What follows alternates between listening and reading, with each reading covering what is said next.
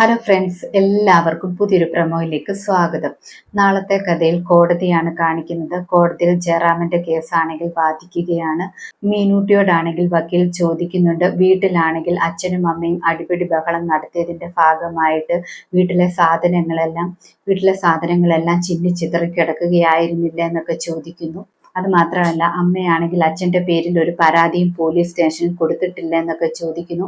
അതൊക്കെ കേൾക്കുമ്പോഴാണെങ്കിൽ മീനൂട്ടി എന്ത് പറയണമെന്നറിയാതെ വിഷമിച്ച് നിൽക്കുന്നു. മീനൂട്ടിയുടെ കൂടെ കോടതിയിലാണെങ്കിൽ ദേവിയും ഉണ്ടായിരുന്നു. ജയറാമും ചോദ്യങ്ങളൊക്കെ കേട്ടിട്ട് വിഷമിച്ച് നിൽക്കുകയാണ്. പിന്നീട് കാണിക്കുന്നത് മൈഥിലിയും വൈശാഖിനിയുമാണ്. മൈഥിലിയും വൈശാഖുമാണെങ്കിൽ മാറി നിന്ന് സംസാരിക്കുന്നു.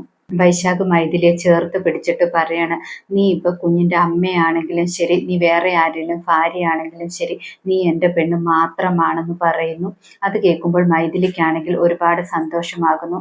ആ സമയത്താണെങ്കിൽ അവിടേക്ക് അത് കണ്ടുകൊണ്ട് സാവിത്രി വരുന്നുണ്ട്. സാവിത്രിയെ കാണുന്നത് മൈഥിലിയാണെങ്കിൽ വൈശാഖിന്റെ അടുത്ത് നിന്നും മാറുന്നു. ഇതോടെ ഇന്നത്തെ പ്രൊമോ അവസാനിക്കുന്നു. കൂടുതൽ ഡീറ്റെയിൽസുമായി വീണ്ടും കാണാം. താങ്ക്